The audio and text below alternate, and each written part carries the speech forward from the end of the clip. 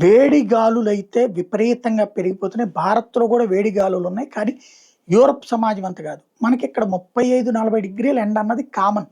మా బెజవాడలో అంటే 45 డిగ్రీలు చూసాం. బెజవాడ, గుంటూరు ప్రాంతాల్లో చూస్తే. వేడి అలవాటయిపోయి ఉన్నాం మనం. మన శరీరం మీద వాడే దుస్తుల్లో కూడా చలిని తట్టుకోవడానికి డ్రెస్సులుంటాయి. అట్లాగే వేడిని కంట్రోల్ చేసుకోవడానికి మన దగ్గర ఖద్దరు బట్టలు లాంటివి ఉంటుంటాయి. అయితే ఇప్పుడు యూరప్ సమాజంలో అట్లా గాదు. ఇంట్లో వాళ్ళకి మామూలుగా 10, 20 డిగ్రీలు ఉంటేనే వామ్మో! అనుకునేవాళ్ళు. అలాంటిది ఏ 5 డిగ్రీలు ఆ సెల్సియస్ ఉష్ణోగ్రతలు. దానికి అనుగుణాల దుస్తుల ధారణ ఉంటది.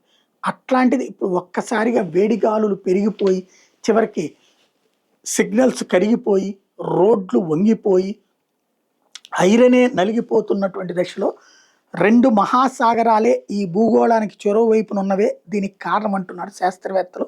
వాటి మధ్య వేల కిలోమీటర్ల దూరం ఉంది. కానీ ఆ 2 ఇప్పుడు కోట్ల మందిని అతలాకుతలం చేస్తున్నాయి. వేడెక్కుతున్న అట్లాంటిక్ మహాసాగరంతో యూరప్, ఉత్తర అమెరికాలో హీట్ డోమ్ లు టారెత్తిస్తున్నాయి. పసిఫిక్ మహాసముద్రంలో అంతకంతకు బలపడుతున్న ఎల్‌నినోతో భారత నైరుతి రుతుపవనాలు చతికిలబడ్డం వలన ప్రమాదం ఉన్నా కూడా ఇలాంటి హీట్ వేవ్స్ అయితే ఇండియాకు ఉండదని చెప్తున్నారు నిపుణులు.